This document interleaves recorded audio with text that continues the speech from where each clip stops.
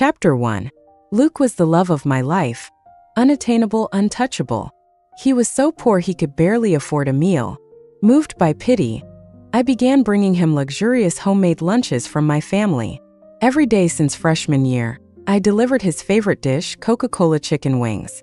But he barely noticed me. By senior year, Luke grew even colder. He would casually share the lunches I brought with Grace, the sweet and radiant school beauty, his enthusiasm reserved only for her. He took everything I gave as though he deserved it.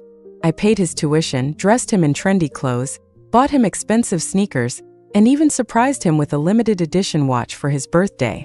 At school, everyone envied Luke. They believed he came from wealth, that he was the young master of a prestigious family who never wore the same pair of shoes more than 3 times. I never exposed his lie. Luke's pride was everything to him. Instead, I supported him in secret, even giving him a supplementary credit card so he could spend freely without worry. But then Luke looked me in the eye and said, "Autumn, I don't love you. I never have. I only accepted your kindness to spare your pride. Don't delude yourself into thinking you mean anything to me. My dreams are bigger than you, bigger than your filthy money. Don't taint me with it." Not once had he bought me so much as a trinket, not even with the money from my own card. But he spent lavishly on others. He treated the entire class to extravagant meals. He whisked Grace away on luxurious island vacations. When the card's balance ran low, his attitude would shift entirely. He'd call me, seething, "Autumn, what's with only 50,000 in the account? Are you mocking me? Is this what you call love? How cheap can you be?" Loving Luke was a kind of madness that consumed me. No matter what he demanded, I gave it to him. After graduation, when he decided to start his own company, I begged my father to invest in his dream. I pulled every string I could to help him rise. By 24, Luke was a billionaire CEO, the rising star of our city. And with his newfound success, he turned around and proposed to Grace. For her, he bought a $300 million castle abroad, where they would hold their grand fairy tale wedding. On the day of the wedding, I lost control. I stormed into the ceremony, desperate for answers. "Luke," I cried, "did you ever love me? Even for a moment? If not, why did you let me do all this for you?" Luke's response was cold, cruel, a knife twisting deeper with every word. "Love you? Autumn, don't flatter yourself. You clung to me like a leech. All you ever did was throw money at me. What else could you possibly offer? Every time I took something from you, I felt sick. Your money reeked of pity and superiority. Do you think you're better than me? Grace saved me from that humiliation. She's my salvation. Without her, I'd still be choking on the stench of your so-called love." His voice turned sharp, cutting. "You want to do something meaningful for me? Then get out of my life for good." Before I could react, he shoved me off the rooftop. "If you love me so much, prove it. Die for me. Your death will wipe away every trace of my disgusting past." When I opened my eyes again, I wasn't falling. I was back in a classroom, seated at my desk. Luke stood before me, his familiar scowl etched onto his face. "Autumn," he snapped. "Stop staring at me with those pathetic lovesick eyes. It's revolting. Give me the lunchbox. Grace is waiting." I glanced down at the ornate lunchbox in my hands.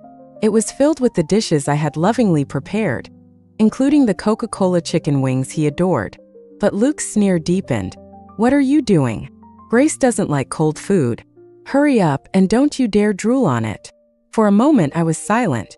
Then I took a deep breath, my grip tightening around the lunchbox. "You want to eat?" I said, my voice steady and cutting. "Then buy it yourself." Chapter 2. I couldn't believe it. I had been reborn. And I was back in college, during the very time when that dark love was already flirting with the campus belle, Grace. Blame my old love-blinded self. Such good food wasted on a dog? What a disgrace. At least dogs can be trained to show loyalty. But this heartless dark love? No matter how much he consumed, he remained as rotten as ever. When I told him to buy his own food, Luke's face turned a shade darker. "What did you just say?" "Autumn, I dare you to repeat that." "Oh, I get it. You're just trying to flaunt how expensive your little lunchbox is, aren't you?" His rant was abruptly cut short when he spotted Grace walking toward the door in a cute white dress, her demeanor as sweet and innocent as ever. The anger vanished from his face instantly, replaced by a saccharine smile. "Grace." "Luke, why are you so late today?" Grace asked, rubbing her stomach in mock helplessness. "I'm starving." "Did you hear that? Grace is hungry." Luke whipped back to glare at me, his brows furrowed in frustration. "I don't care what sort of tantrum you're throwing. Don't you know Grace has a sensitive stomach and can't eat too late? Hand it over." "Luke, don't be so harsh," Grace said with a sweet smile, stepping closer. Her tone was gentle, but her eyes flickered with unmistakable sarcasm aimed straight at me. "Autumn is like that, you know? Always so spoiled and impulsive. A little spark and she just blows up. She's a princess after all." Luke sneered, the disdain in his Luke growing stronger. "I think you mean a bratty little princess. All she ever does is show off. It's disgusting." Luke's ego was a fragile thing, easily bruised. He had always resented me giving him money, convinced it was my way of looking down on him. And the fancy lunches I brought for him? In his mind, they were nothing but veiled humiliation for his inability to afford them himself. Grace, she had always played her part perfectly, her subtle barbs disguised as sweetness. I used to be oblivious, going out of my way to please Luke while treating Grace like a trusted confidant. Now, staring at that oh-so-innocent face of hers, I had an overwhelming urge to dump the lunchbox contents right on it. "Don't be mad, Autumn," Grace said with a light laugh. "You know how kind Luke is. He's just worried about my stomach. It's so nice of you to bring lunch every day. Luke, don't get upset, okay? Let's go to the little garden and eat." "All right," Luke said, his face softening into a smile. He reached out, tapping Grace playfully on the nose with all the affection in the world. "You're too soft-hearted, always forgiving people too easily." Then he turned to me, his expression souring once more. "Fine. For Autumn's sake, I'll let this slide. But next time, don't you dare open the lunchbox." With exaggerated reluctance, he stood there, towering over me as if he expected me to obediently hand over the food. This arrogant young master act, how did I ever tolerate this before? I stayed silent and Luke's expression darkened. He pulled out a chair and turned to Grace. "Grace, let's just eat here in the classroom. Lunch break is almost over anyway." "Whatever you say," Grace replied softly, nodding with that same practiced sweetness. The two of them sat down at the desk in front of mine, reaching for the lunchbox that was still firmly in my hands. But then Luke frowned and snapped in irritation. "Why aren't there any pineapples or custard apples today? Those are Grace's favorites and they're in season. How many times do I have to remind you to prepare them every day?" I rolled my eyes and smacked his hand away. "What's with the barking? If you're begging for food, at least act like a proper beggar. Never seen one being picky about the menu." Chapter 3. Ignoring Luke's thunderous expression, I opened the lunchbox and started eating. My dad always worried about the school's nutrition. This lunchbox was specially prepared by the aunt who had watched me grow up. And yet, out of misplaced pity, I used to give my food to Luke. The dishes were my favorites, made just the way I liked them. I used to hand him my meal, and then rush to the cafeteria to grab whatever scraps were left. By the time I got there, it was slim pickings, cold leftovers at best. Would anyone believe it if I told them? The heiress of the Smith family, destined to inherit a massive company, reduced to such humiliation for someone who didn't love her. Luke's face turned pale with fury, his brows drawn tight. "Autumn, are you crazy? Do you think this is funny? I'm eating my own lunch. Got a problem?"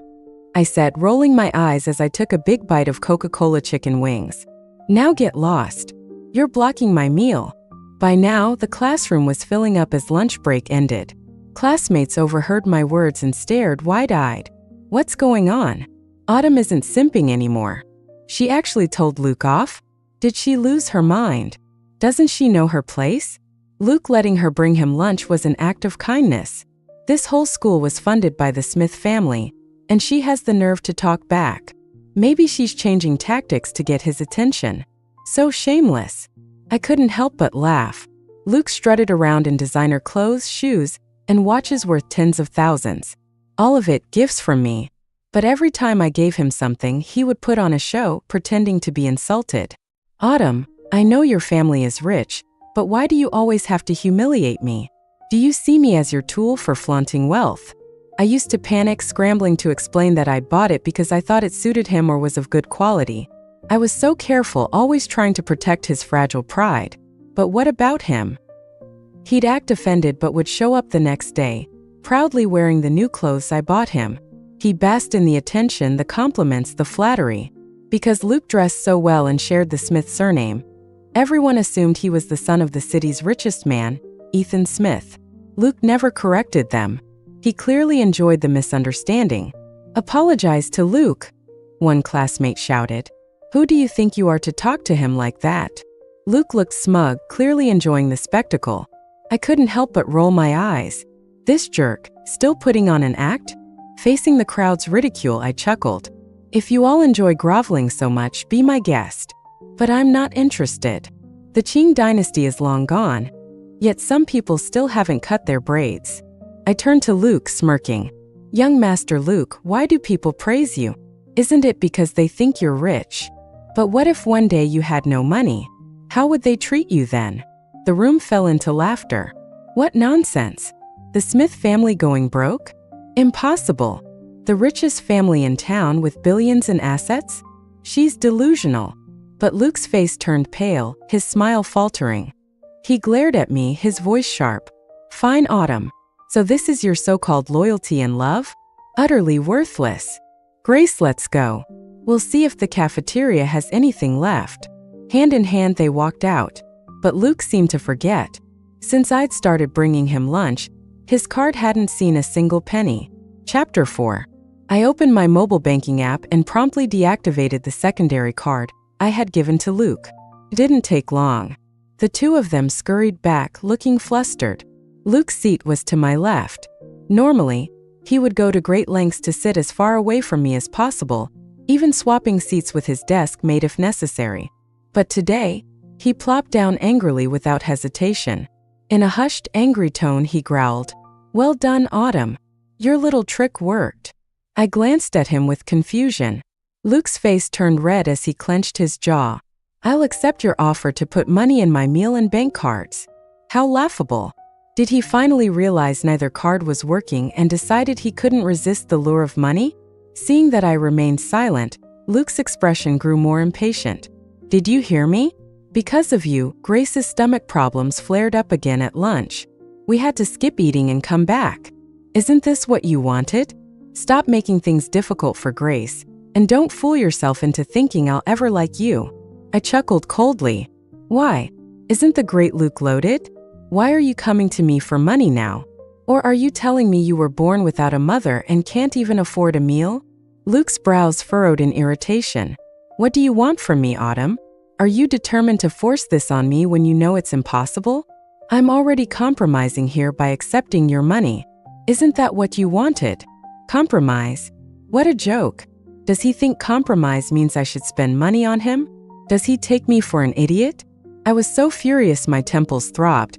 Rolling my eyes dramatically, I snapped, "If your brain's malfunctioning, take some medicine. I wouldn't feed you even if you were a stray dog. If you need money, go ask your mom."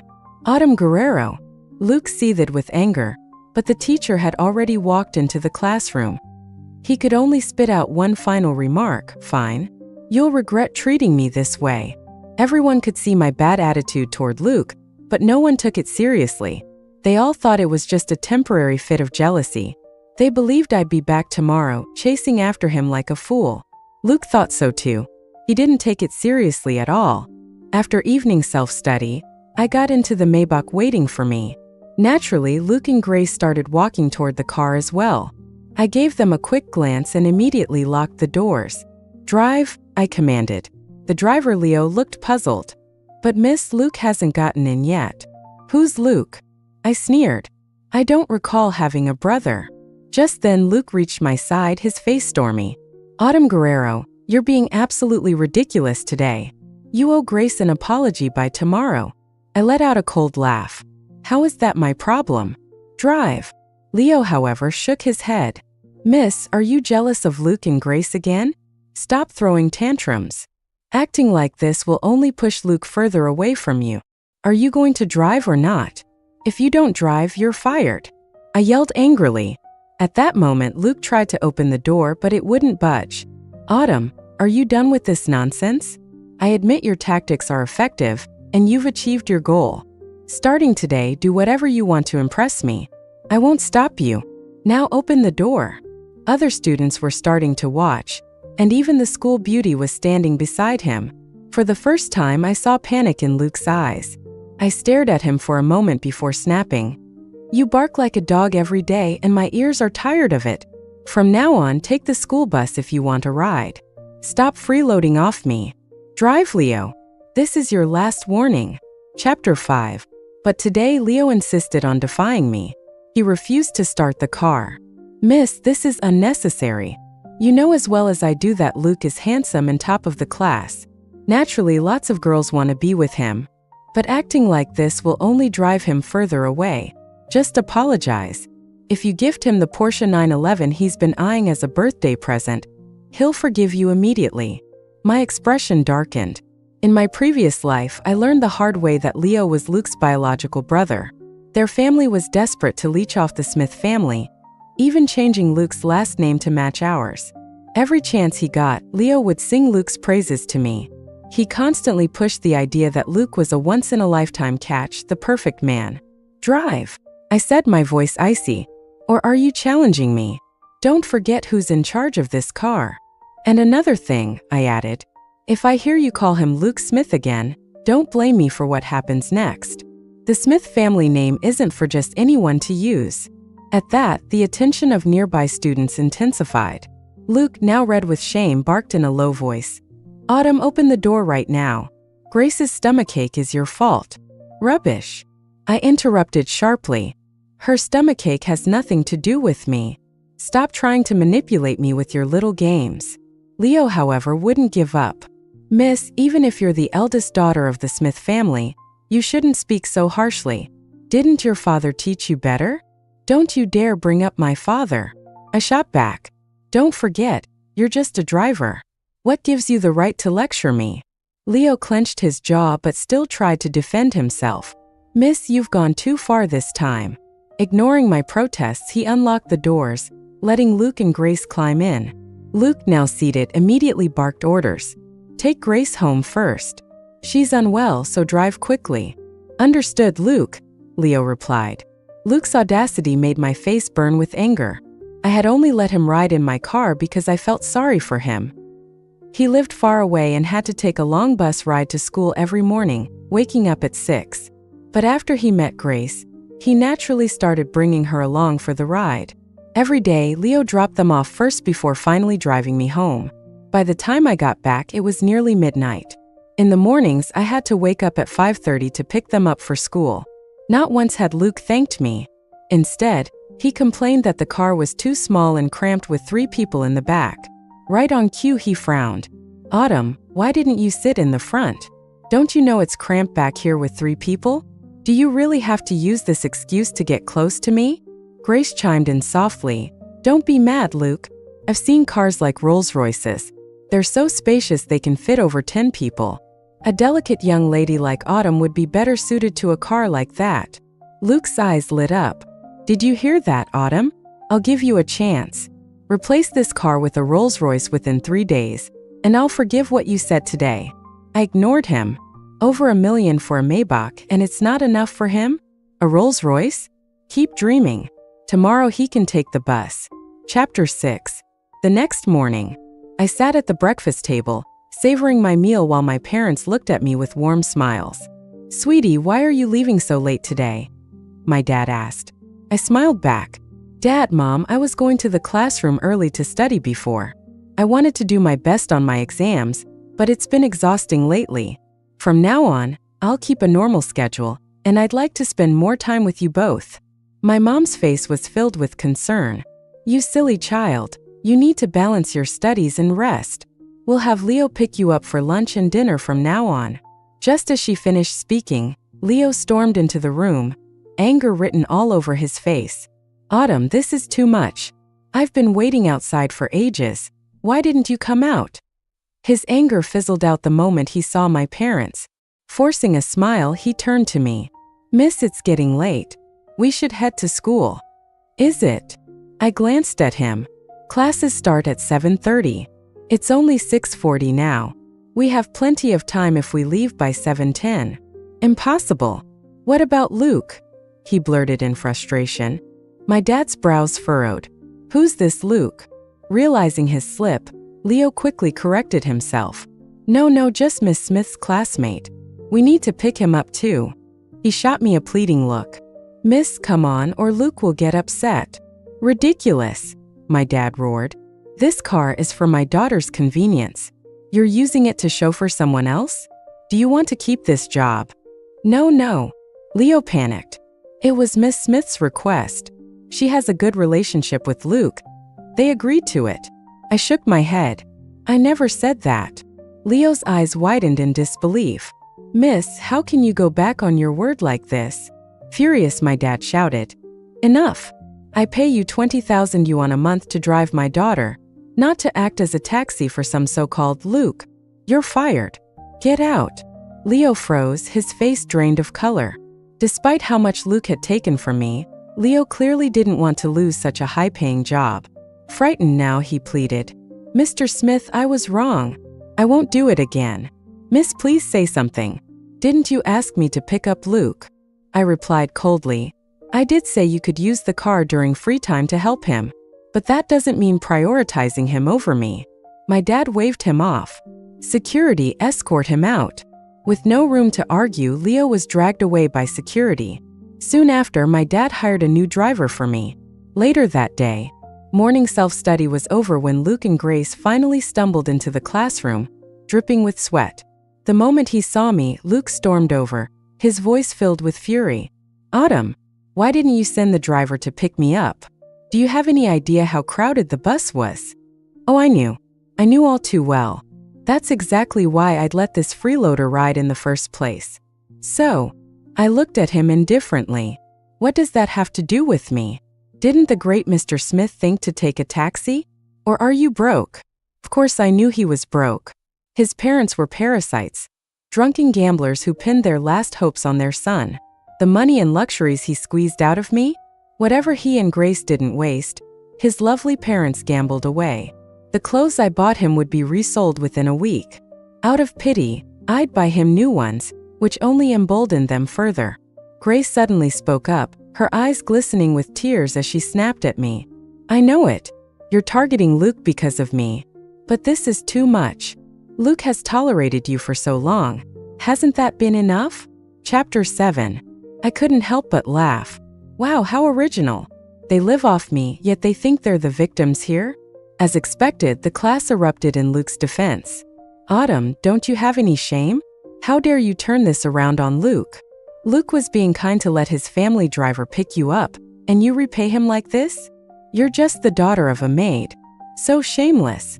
I bet she and that driver were having an affair. Makes sense, right? I let out a soft laugh. Luke, in your words, I'm just the daughter of a maid. So that Maybach worth over 10 million. Is it yours then? Though I'd known for a long time, I had never bothered to correct the class's assumptions. In my past life, I silently endured all the insults meant for Luke. But not this time. Luke remained calm, shameless as ever. People made their assumptions based on how you acted. Oh, such a clever deflection. Luke, you're really good with words, I replied dryly. The class's insults grew nastier. Just because your surname is Liu, you think you're family? Disgusting. You probably changed it to mooch off them. Luke, just fire her mom already. Kick them out. Yeah, Luke, you're too kind. Don't let them walk all over you. Luke's expression darkened further. The irony wasn't lost on him. After all, he was the one who changed his surname. The bell rang, and our homeroom teacher walked in, clearly annoyed. Sit down. Do you even know what day it is today? She gave a cold snort. Today is the inauguration of our new library, and the chairman of Tianjin Group, Mr. Smith, will personally cut the ribbon. He said he'd also like to tour the school where his child studies. Luke went pale. Right now, the principal and vice principal are accompanying Chairman Smith on a tour. If they see this chaos, it will disgrace our school. Luke's face turned pale. Excited whispers filled the room. Luke, your dad is coming to see you. A chairman of a billion-yuan company visiting our school? Incredible! This is amazing. I never thought I'd get to see the chairman of Tianjin Group in my lifetime. All because of Luke, of course. Of course. Ever since Luke joined, the school has added so many new facilities, even 2 new cafeterias. I laughed coldly. Ever since I joined the school as a freshman, my dad had heavily invested in it to ensure my comfort. When I said I loved swimming, he built a state-of-the-art swimming pool just for me. He also upgraded the cafeterias, hiring Michelin star chefs to prepare a variety of cuisines. Even then, he worried I wouldn't eat well and insisted on sending me meals from home. But I had been too busy chasing after Luke to appreciate any of it. Now this leech dared take credit? I planned my father's visit today for one reason: to expose Luke's lies. "Congratulations, Mr. Smith," I said with a smirk. "Make sure to greet your father properly." Luke's face turned an even deeper shade of green. What are you up to, Autumn? Is this your doing?" he hissed. Chapter 8. Looking back now, I realized the Smith family's scheming against me had started long ago. It began when I first entered high school. Luke, with his striking looks and excellent grades, quickly became a star at school. He was immensely popular, the kind of person everyone admired. But for some reason, he always made sure to appear wherever I was. His interactions with me were subtle yet deliberate, like he was orchestrating our meetings. At the start, he was incredibly kind and attentive toward me. His brother, Leo, added to this illusion by constantly singing his praises. He'd talk about how there was this brilliant young scholar in our school, making sure I heard it over and over. Eventually, I believed it. I thought Luke was an exceptional person. At 16, caught up in the dreamy haze of adolescence, I let myself fall for him. My feelings deepened quickly, and before long, he occupied my thoughts entirely. I thought Luke was pure and unmaterialistic academic prodigy, but in reality he was cunning, his heart darker than ink. I kept my expression unreadable as I looked at him now. "I don't understand what you're saying, Luke." Surrounded by our classmates, he couldn't directly accuse me. Doing so would expose himself. For a moment, Luke was at a loss for words. Our classmates, however, were quick to jump to his defense, eager to curry favor. "Luke means that once his dad arrives, all your lies will come to light." "Exactly. Just wait and see how the Smith family deals with you." "Luke, let's go get your dad. It's time to teach this bitch a lesson." Even the homeroom teacher didn't step in to stop them. On the contrary, she seemed to look forward to the scene, her face lighting up with anticipation. "Luke," she said, "why don't you bring Chairman Smith to our class? It would be such an honor to have him visit." Luke's face darkened further. Forced into a corner, he plastered on a strained smile. No need. I see him every day. There's no reason to bother him now. Besides, he's here for the ribbon-cutting ceremony. I wouldn't want to interrupt his work." The teacher's eyes sparkled with pride. "Look at Luke. So thoughtful and considerate of his father's work. What impeccable manners. Truly an example for everyone." Her gaze shifted to me, her expression sharp with disdain. Unlike some people, lucky enough to attend the most prestigious school in town, yet completely lacking in basic decorum. I stayed calm, meeting her glare with quiet indifference. I couldn't help but wonder, would she still have the nerve to say such things if she knew my father was Chairman Smith? This teacher had always bent over backward to please Luke, blatantly favoring him. She would pull every string to ensure Luke qualified for all sorts of scholarships. Even Grace, by association, benefited from her efforts. Privately, she gave Luke special tutoring sessions, arranging for teachers to help him with his weaker subjects. She claimed it was all out of care for her students, but in truth, it was nothing more than a blatant attempt to win favor with the Smith family. Too bad for her, all that flattery was entirely misplaced. Just then, the dean entered the classroom and whispered something to the teacher. The teacher's face lit up as though she had just won the lottery. She turned back to us, positively glowing. "Chairman Smith just said he won't be touring the teaching building. He doesn't want to disrupt the students' studies. Isn't that thoughtful? Everyone, focus on your learning." She clasped her hands together, her tone practically reverent. No wonder he's such a successful entrepreneur. His consideration for others is truly remarkable. And he also requested for his child to come see him. Luke dear, hurry along now. Her face was filled with affection as she looked at Luke. But Luke was frozen in place, his face an odd mix of panic and dread. I tilted my head, offering him a small, amused smile. Seconds passed, dragging into an excruciating silence. Finally, his face flushed red. Luke slowly stood up. Oh!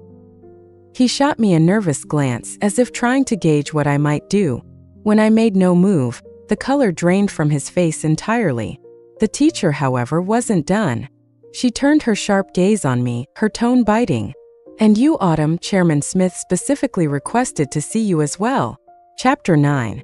The teacher looked at me with disdain. Chairman Smith wants his child in Autumn. Hurry up. I don't know why he wants to see you. I guess my dad said. I want to see my child, Autumn. But the dean and teacher, in their arrogance, twisted his words. In their minds, Luke was Chairman Smith's son, the true young master. Hearing my name, Luke sighed in relief. If he went alone, my dad would question him, and he'd be finished. Though that's exactly what I wanted. I stood up. The classmates openly gossiped.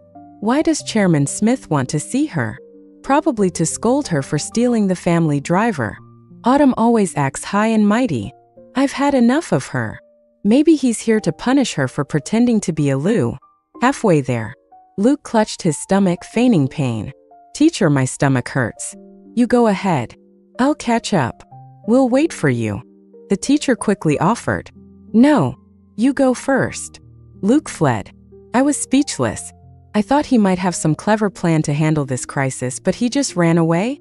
At the principal's office door, the teacher glared at me, disgusted. I don't know why Chairman Smith wants to see you, but behave yourself. Don't disgrace our school. Disgusting, do you even know your place? Clinging to Luke. Maybe Chairman Smith is here to scold you for harassing his son. Now everyone knows your shameful behavior. I was speechless. How did I not notice her fawning over the Smith family before? Opening the principal's office door, the teacher immediately put on a smile. Chairman Smith, principal. Luke isn't here yet. Please wait. I brought this troublesome girl, Autumn. This little tramp, always clinging to Luke. Principal, I suggest expelling her. We can't disappoint Chairman Smith. His son is constantly harassed by a maid's daughter. She viciously poked my head.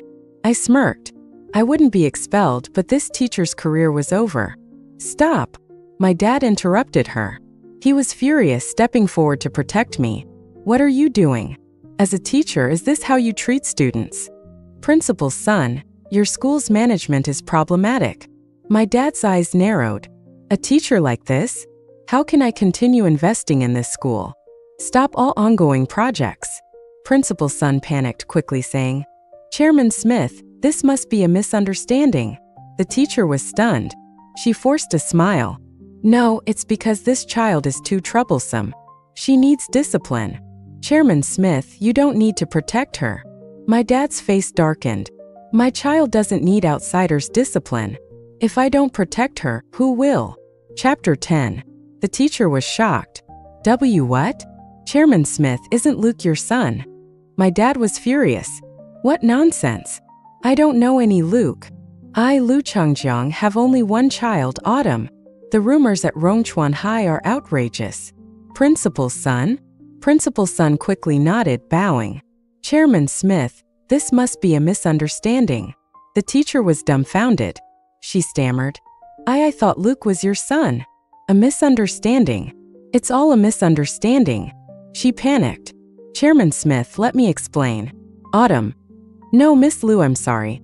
I mistook you for someone else. My dad was very protective of me. He stood up, angry. That's enough. Autumn, let's go. Principal's son, our cooperation is over. Is this the quality of your school's education? Humph. Since childhood, my schools were chosen by my family. Schools would promise to treat me well for my dad's investment. So the principals knew my true identity. You've ruined everything. Principal's son glared at the teacher, then quickly approached us, bowing and apologizing. Miss Lu, Chairman Smith, please wait. This must be a misunderstanding. I promise to resolve this. No one at our school will harm or insult Miss Lu. He turned to the teacher coldly saying, "You're fired. Pack up and leave." The teacher was devastated, leaving in a D. Luke. At over 40, being fired meant losing her pension. But I felt no pity. She often led the class in isolating and mocking me, seizing every chance to ridicule me. She deserved this. My dad looked at me, gently patting my head. "Autumn, should we give them another chance? If you want to transfer, I'll arrange it immediately." I pouted. "Dad, let's stay. It's senior year. Changing schools now would be hard. Revenge wasn't over. I wouldn't leave yet." "All right, whatever my precious daughter wants." Dad smiled, tapping my nose. "Principal's son, for my daughter's sake, I'll give you one last chance. Find out what's going on quickly. I need a reasonable explanation. I suspect this teacher's behavior isn't isolated." Principal's son, sweating, nodded quickly. Yes, I'll investigate immediately." I had an idea. "Dad, for the library ribbon-cutting ceremony, can the whole school attend? I have something to say." "Sure, whatever you want." Dad smiled. Principal's son sighed in relief. "Chairman Smith, Miss Liu, don't worry. At the ceremony, I'll give you an explanation." Chapter 11. The teacher was fired. The dean personally led our class to the ribbon-cutting ceremony. The classmates wondered why the teacher wasn't there, but followed obediently. Luke, who had fled, returned. Having avoided facing my dad, he seemed more relaxed. The classmates continued flattering him. "Luke, will you speak at the ceremony? I support it. Our school's facilities improved so much because of you, making it the best in the province. So many people are envious." Luke forced a smile. "No, I don't like public speaking. See how humble our Luke is." Someone looked at me. Unlike some people, acting high and mighty, not knowing their place. I didn't bother explaining. There would be a show soon. At the large venue, enough for the whole school. Grace sat close to Luke, looking intimate. I frowned. Grace often rode with us, so she knew Luke's true identity, but she never exposed him. I used to think she was pure and innocent, but now I realize she was purely evil. She knew the truth but kept quiet, enjoying Luke's favors. The money he took from me, much of it was spent on her. Like now, the Tiffany necklace around her neck was a gift I bought for Luke's mom's birthday, but it ended up with Grace. Though I knew Luke's mom would sell it for gambling, I was still annoyed. "Autumn, why are you staring at Grace's necklace? Jealous?" Grace's friend sneered. "This is a Tiffany necklace, worth tens of thousands. Unlike you, wearing clothes bought with Luke's money, you can't afford this." I chuckled. Yes, I'm jealous. Jealous of someone willing to steal to give their girlfriend luxury. Luke and Grace's faces turned dark. At that moment, applause erupted. My dad, surrounded by Principal's son, took the stage. In a suit, he looked imposing. After some formalities, he smiled, inviting his child to speak. Immediately, all eyes turned to Luke, cheering. "Luke! Luke! Luke!" The louder they cheered, the darker Luke's face grew. But did he dare go up? Luke's face turned red, probably wishing to disappear. Even Grace looked uneasy, quietly letting go of Luke's hand. In front of everyone, I stood up. Everyone was shocked. Why is Autumn standing?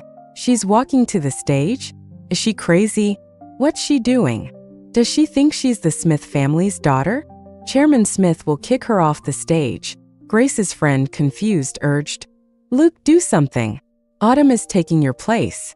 Luke, panicking, stood up, hunched over. My stomach hurts. I need the bathroom." But I reached the stage, seeing him trying to escape, and called out loudly, "Luke, where are you going in such a hurry?" Chapter 12. In front of everyone. Luke was frozen, his face red with anger and fear, staring at me. Grace, sensing trouble, quickly stood up to defuse the situation. "Luke's stomach hurts. I'll take him to the nurse." "Wait," I shouted. My dad has been wondering for a long time. When did he suddenly have a good son? This needs a proper explanation from young Master Luke. The crowd was in an uproar. My dad stepped forward, putting his arm around my shoulder. He looked serious. "I, Lu Changjiang, have only one child, Autumn. I have no son named Luke. I don't know how the rumors at Rongchuan High got so out of hand." "Principal's son?" Principal's son quickly nodded, bowing. Chairman Smith, this must be a misunderstanding. Luke was pale, collapsing to the ground. Grace was even more devastated, crying, "It's all your fault." She slapped Luke. "You had to pretend to be a young master." "Luke, go to hell. What does it have to do with me?" Luke shouted, his face green. "You enjoyed the luxury, didn't you? And that necklace on your neck, where do you think it came from?" "Grace, you bitch. I watched them fight, taking the microphone to remind them. And the things you took from me, the gifts I gave are one thing, but the stolen items I'll report to the police. Yes. Besides what I gave, in my past life I learned before I died that Leo often stole from my house. My bags, luxury items in the car, everything. Sometimes when I took Luke shopping, Grace would want something and they would take it. Leo would drive them shopping using my card without my permission. Stealing." Looking at Luke's pale, terrified face, I finally felt a sense of revenge. After that, Luke tried transferring schools, but no one would accept him. Who would dare offend the Smith family? Their scandal spread throughout the city. Later I heard, unable to attend college, they worked in factories. In the factory, Grace quickly dumped Luke, seducing a manager. But the manager was married. Caught in bed by the wife, Grace was beaten and disfigured, leaving the city in disgrace. Without my money, Luke's salary couldn't cover his parents' gambling.